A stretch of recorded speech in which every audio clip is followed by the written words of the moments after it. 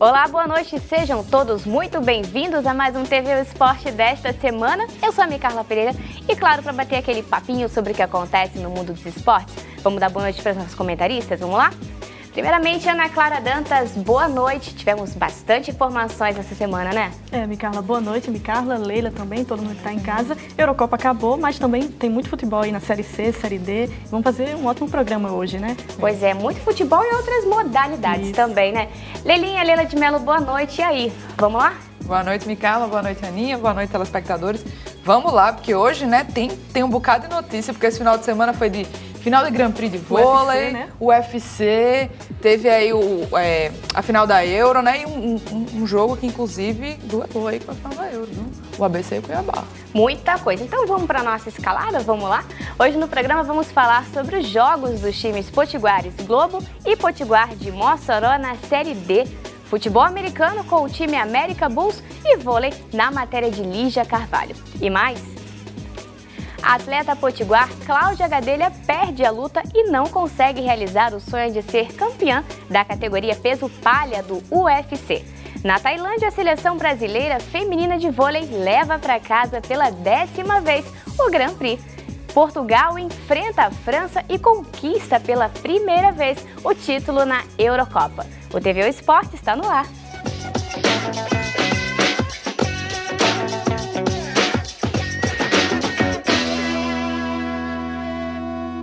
Apenas em 8º lugar, RN cai para a 2ª divisão do Campeonato Brasileiro de Seleções Sub-20 de vôlei realizado em Natal. A equipe do Pará vence e sobe para a divisão especial. Roda VT. Na manhã deste sábado, aconteceu em Natal, no ginásio da AABB, a final do Campeonato Brasileiro de Seleções Sub-20 de vôlei. 8 estados foram representados na competição. Além da seleção anfitriã, competiram também Amazonas, Pará, Ceará, Paraíba, Pernambuco, Sergipe e Espírito Santo. É só aprendizagem, né? No caso, só aprendizagem. Maturidade, o que faltou na gente nesses últimos jogos foi maturidade, basicamente. A gente tentou dar o máximo em quadra, mas se afobava e não conseguiu evoluir no tempo. O Campeonato Brasileiro de Seleções tem o objetivo de democratizar o voleibol e propiciar o surgimento e a observação de novos talentos em todas as regiões do Brasil. A intenção da CBV nesse campeonato é dar uma olhada no campeonato, na estrutura do campeonato, organizado por ela. Jogadores que se destacam em algumas equipes, né? Poucos jogadores, no nível técnico, na relação de determinação na hora de jogar. E sempre para a gente, para a CBV, é interessante dar uma olhada, né? Porque a gente fica um pouco distante desses polos de voleibol. E sempre tem jogadores já há muito tempo que saem desses polos, né? Do Nordeste, Norte. Então está sendo muito proveitoso para a gente. Minha expectativa está lá em cima. Eu estou com todo o gás para querer ser convocado, dando o máximo aqui para isso. Aqui é o palco, aqui é onde eles visam mais. Então, se eu me sair bem aqui, se eu sair bem hoje no jogo, eu tenho certeza que eles vão olhar com bons olhos. A competição, que ocorreu entre 4 e 9 de julho, foi organizada pela Federação Sede e dirigida pela Confederação Brasileira de Voleibol, a CBV. Essa sede dessa competição inicialmente estava prevista para ser em Manaus, mas a Federação de Manaus, de última hora, não pôde realizar essa competição e o presidente da Federação do Rio Grande do Norte, Igor, solicitou e deu as condições necessárias para que pudesse fazer aqui em Natal, e a competição está acontecendo aqui da melhor forma possível. O campeonato de seleções é dividido em 3 divisões, a especial, primeira e segunda divisão. O RN amargou o último lugar na competição, perdendo por 3-2 para a seleção do Espírito Santo. Além da derrota, o Rio Grande do Norte cai para a segunda divisão. A final será disputada pelos estados do Pará, invicto na competição, e pela seleção sergipana. Além do título, eles disputam também uma vaga na divisão especial. Em um jogo emocionante, a seleção paraense garantiu o título e a vaga na divisão especial. O terceiro lugar ficou com a seleção do Ceará, quarto com o Amazonas, em quinto lugar Pernambuco e em sexto Paraíba. A 7ª e 8ª colocadas, Espírito Santo e Rio Grande do Norte, disputarão a segunda divisão do Campeonato de Seleções. Tá aí, ainda falando no assunto de vôlei, ontem a seleção feminina, a seleção brasileira feminina de vôlei, conquistou pela 11ª vez o título do Grand Prix. A vitória foi em cima das americanas, que são as atuais campeãs do mundo. A disputa não foi lá muito fácil, né? Com empate de 2-2, o jogo foi definido no 5º set, onde o Brasil mostrou a sua grandiosidade e venceu as norte-americanas por 15-9. A melhor jogadora da competição foi a ponteira Natália, que voltou de uma lesão recente e se provou totalmente recuperada. Com a vitória, o Brasil chega confiante para garantir o tri nas Olimpíadas do Rio. E saindo aí da quadra, né, já para as praias, digamos assim, as duplas Pedro e Evandro e Larissa e Thalita venceram as finais das competições do vôlei de praia. Os meninos se deram melhor que os americanos e conquistaram a etapa suíça do circuito mundial de vôlei. Já as meninas também venceram as americanas na mesma etapa e também voltaram com a medalha dourada para casa.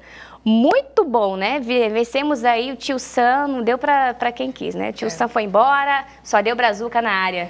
O vôlei é do Brasil, né?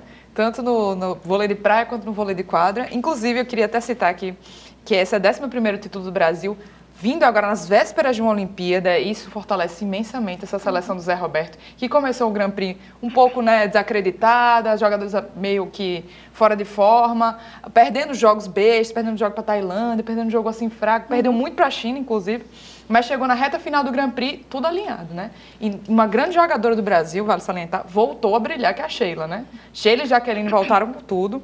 A Natália foi eleita, tô olhando aqui minha cola, a Natália foi eleita a melhor jogadora, a Natália também voltando de lesão, que é uma peça fundamental para o time, né? E, se não me engano, acho que a Leia, né? A líbero foi um dos destaques. E o que eu acho incrível nessa seleção feminina é que elas têm reservas à mesma altura de titulares. Então é muito difícil de bater um time do Brasil quando você tem reservas à mesma altura de time das titulares. Do Brasil, né? A Jaqueline entrou, fez vários pontos. A gente estava conversando antes do programa, antes da gente entrar aqui em estúdio, com a Amanda, nossa repórter Amanda Porfiro, e ela falava... A fanática por vôlei, Amanda. Ela acordou 5 horas do jogo, 5 horas da manhã para assistir. Para assistir o jogo. Coisa de fã. Não, o jogo foi às 8, mas deve ter acordado às 5 para fazer o café da manhã, para assistir vidrado e ficar comentando, né? Nas redes sociais, porque a Amanda é dessas, com certeza, né? Pois é, detalhe que a seleção americana de vôlei de quadra, né, que a gente falou também da seleção de vôlei de praia, né, que também vencemos aí, a seleção é a seleção mais forte da atualidade, né? Inclusive, uma das principais promessas de medalha é a seleção americana. Justamente, a seleção americana que fez a final passada com o Brasil e foi a campeã do Grand Prix, né? O Brasil foi lá o quê? A gente ganhou o Grand Prix, agora também vai ganhar a Olimpíada, né? Mas tem um destaque negativo, né, nisso tudo, que é a questão da premiação, né? A seleção feminina de vôlei recebeu uma premiação pelo título do Grand Prix de R$660 mil. A Liga Mundial, que é o campeonato ali equivalente, os homens recebem 3.300.000, né? Uma diferença gritante. Muito diferente, né? Eles alegam sobre questões de patrocínio. Né? Vocês acham que as seleções femininas são muito fortes? Vocês acham que realmente essa questão de patrocínio ainda? Eu acho que não. Acho que se existe é uma falha da própria federação de ir buscar esse patrocinador, né? Eu também acho que é uma falha da federação, porque eu acho que o vôlei feminino, tanto quanto o masculino, hoje em dia tem uma visibilidade imensa. Imensa. Um jogo como esse, né, que foi 5 sets, né, tudo brigado, um jogo muito parelho, muito igual, e a superação da seleção brasileira mesmo, acho que se isso não traz visibilidade, o que é que traz, né? E o vôlei de praia, olha só que legal. A Larissa e a Thalita jogaram contra uma tricampeã olímpica, que é a Walsh. Ela foi tricampeã com a May, né? Mas agora ela está com a nova dupla, que é o Walsh, né? Que é outra que também vem para as Olimpíadas. Acho que isso vai fazer o que? A sua 4ª ou 5ª Olimpíada, se não estou enganada. E assim, as meninas foram invictas, foram 7 vitórias em 7 jogos. Ou seja, a Larissa e a Thalita estão bem preparados também para ir para as Olimpíadas. E os meninos, o Pedro e o Evandro, estou colando tudo hoje, tá, gente? Ganhou o Dalhouse e o Luceno. O Dalhouse, ele também é campeão olímpico. Inclusive, ele ganhou a última Olimpíada em Londres contra os brasileiros. O Alisson e, se não me engano, Pedro e Alisson. Pedro e Alisson. Exatamente, ganhou contra eles. Pois e Leila, que vai acompanhar as Olimpíadas, vai ter muita coisa para assistir, né? Olha, eu queria tanto poder assistir vôlei, gente, mas não deu, não consegui comprar os ingressos para assistir vôlei, super disputado. Mas assim, vou tentar arrancar uma coisa ou outra aqui para mandar para o pessoal do TV O Esporte. Tá ótimo, não tem problema não, a gente vai acompanhando e você vai mandando as notícias pra gente, tá bom? Mas, tá bom. De todo jeito, a nossa seleção brasileira de vôlei está de parabéns. E não foi dessa vez que a potiguar Claudinha Gadelha conseguiu vencer a rival polonesa, a Joanna Jędrzejczyk. Acho que é isso. Ela foi melhor na disputa da última sexta-feira e conseguiu manter o seu cinturão no peso palha. Já a brasileira Amanda Nunes fez história e se tornou a primeira mulher do país campeã do UFC. Ela derrotou a norte-americana Miesha Tate com um mata-leão logo no primeiro round e conseguiu barganhar o cinturão do peso galo. Quem também conquistou o cinturão foi José Aldo no peso pena, derrotando o americano Frank Edgar. E Anderson Silva perdeu a disputa contra o norte-americano Daniel Cormier, de cabeça erguida. O detalhe é que o Anderson Silva, ele veio com a história de, não, eu vim só disputar, né, o importante é competir, mas ele saiu super respeitado do ringue, né? Ele aceitou a luta com horas de antecedência, exato, né? do octógono. 48 horas. Então, como é que foi isso? O John Jones iria lutar com o Cormier, mas o que aconteceu? Ele foi pego no doping. Então ali o Dana White, o que é o organizador do UFC, ficou sem saber muito bem o que fazer. E o Anderson Silva tem lutas a cumprir ainda, ele tem um contrato a cumprir. Ele tem 8 lutas para concluir ali o UFC. E ele acabou de fazer uma cirurgia de vesícula. Né? Ele aceitou porque também ele é um cara que dá audiência, né? Ele é um lutador respeitado e ele também precisava estar novamente na mídia. Foi uma luta entre, assim, amigável, por assim dizer, mas olha só, o Cormier é 10 quilos a mais do que o Anderson, não são da mesma categoria. Né? Então, assim, a diferença ficou bem gritante. Ficou gritante. Assim, o Anderson ainda tentava fazer aqueles chutes dele, aqueles passos de Muay Thai que você deve saber melhor que passos, não, né? Golpes. Mas é tão bonito que parece uma dança, vai. Ele tomou uma joelhada e segura, né? Mas, enfim, faz parte a sua participação, né? Faz parte competir, segundo ele mesmo. Mas, novamente, você que é lutadora de Muay Thai, Micarla, me diga aí, o que é que você achou? Você acha que o Anderson Silva é um bom lutador de Muay Thai? O Anderson, ele é muito forte, né, em relação aos golpes. Ele tem muito a questão da chave de perna, ele é muito bom nisso, né? Ele finaliza, ele tem uma coisa também do jiu-jitsu. O Anderson não é tão especialista no Muay Thai quanto o José Aldo. José Aldo, ele manda melhor no Muay Thai, né? Já a Claudinha Gadelha, já ela não foi tão legal, né, gente? Infelizmente não deu pra nossa Claudinha. Começou com tanta intensidade, mas cansou muito. O que vocês acham que aconteceu? Eu acho que, assim, ela tava muito afoita, pelo menos do que eu vi da luta. Ela tava muito afoita, ela tava muito na gana de vencer essa luta. A gente tá vendo a imagem ali, ó, da Claudinha. E ela acabou, acho que, queimando muito do gás dela no início da luta. Sim. E a Joana foi se guardando. Ela cresceu muito, né? Joana, não sei pronunciar direito o nome. Desculpa, o sobrenome dela é muito esquisito, mas tudo bem. A Joana, que é a atual campeã polonesa, se guardou pro final e estava mais inteira. Então, ganhou quem estava mais inteira no final. Ela foi crescendo, né? E no final não deu pra Gadelha, não, né? Ela mandou esse cruzado aí. Mas José Aldo lavou a alma da gente também, né? José Aldo, nossa grande promessa, né? Ele veio realmente, ele estava com a última luta dele, ele teve essa promessa do UFC, foi uma das grandes lutas mais aguardadas do UFC.